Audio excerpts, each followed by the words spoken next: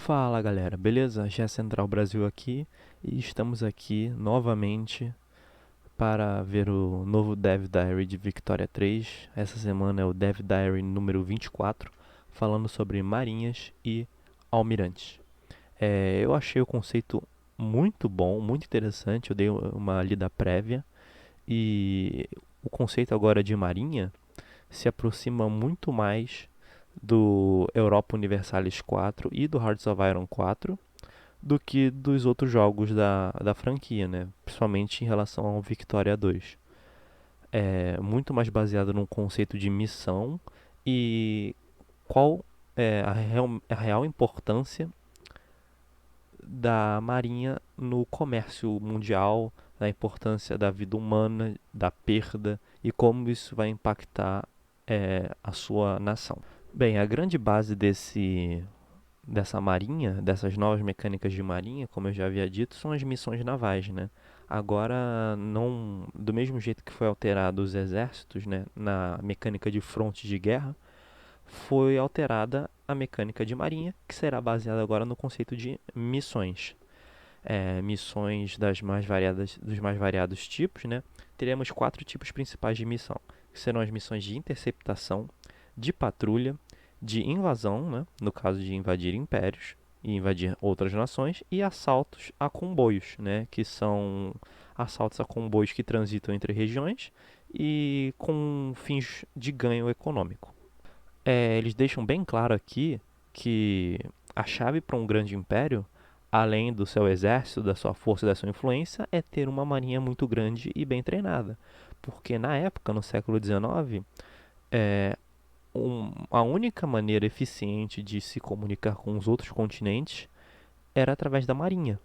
E você tendo uma marinha grande e bem treinada, você pode expandir a sua área de influência nos outros continentes, chegar até os outros continentes e proteger as suas rotas comerciais, garantindo para si mais dinheiro, mais influência nas regiões e um poder maior, assim fazendo com que você aumente no seu ranking de império.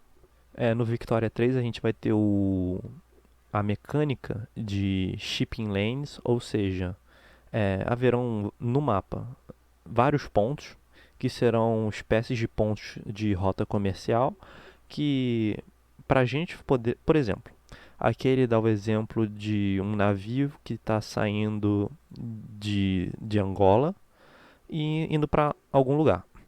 A rota é saindo do porto, passando por esse ponto que a gente pode ver aqui embaixo, aqui.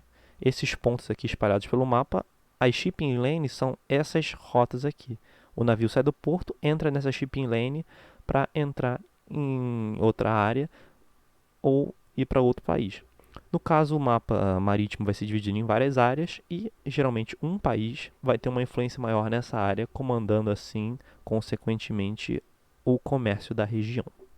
Assim como no exército, a marinha não vai ser mais aquela questão de micro, né? Micromanagement. Vai ser uma coisa mais ampla. E elas vão ser comandadas pelos almirantes, né? Do mesmo jeito que o exército. As ordens do exército são dadas pelos generais, né? Não mais pelo jogador em si, pegando a tropinha e mandando ela para algum lugar. Na marinha vai ser a mesma questão. Você não vai mais pegar o navio e mandar ele para certo local. Você vai ter que dar as ordens pro almirante fazer isso. Isso baseado tanto nas características dele, na posição política dele, nas habilidades dele, você vai ter um resultado positivo, medíocre ou negativo. Isso dependendo também da instância que você resolver tomar, de ataque, de assalto a comboio, de patrulha e assim por diante. Nas áreas econômicas marítimas de Victoria 3, vamos ter vários países influenciando ela, vários países trazendo, levando recursos, movimentando a economia na região. Aqui a gente tem um exemplo da tela que mostra o que acontece em tal região. Aqui nós temos, por exemplo, várias potências mundiais, outras potências menores, importando e exportando produtos e assim movimentando a economia.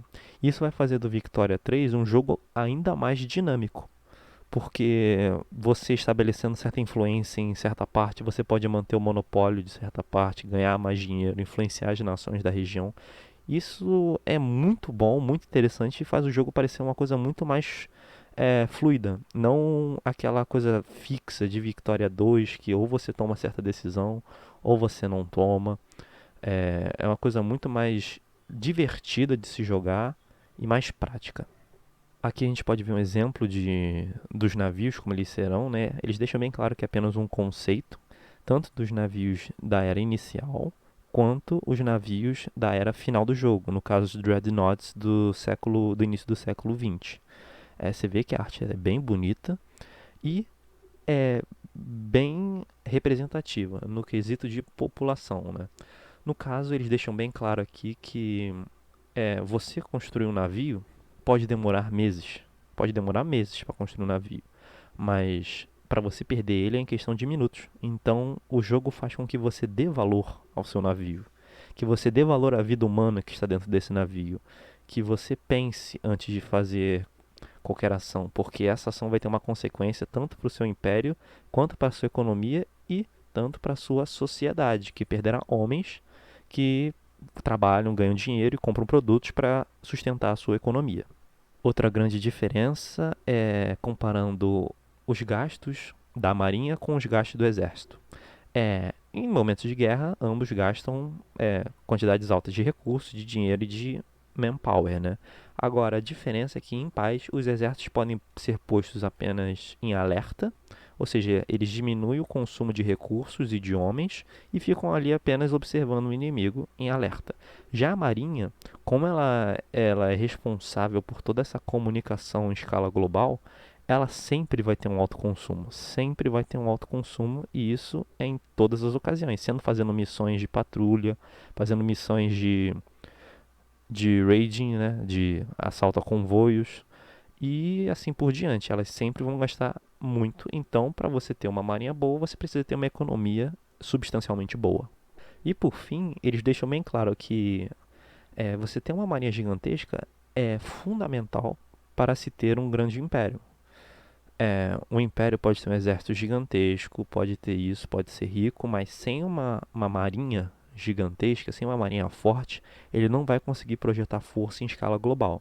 E a base de um império em Victoria 3 é você conseguir projetar essa tua força em uma escala global, tanto na colonização da África, quanto na influência da Ásia e assim por diante. É fundamental a gente ter uma marinha forte e bem treinada com bons almirantes. Então, galera, por essa semana é isso. Semana que vem nós nos vemos com mais um Dev Diary de Victoria 3. Muito obrigado e até a próxima.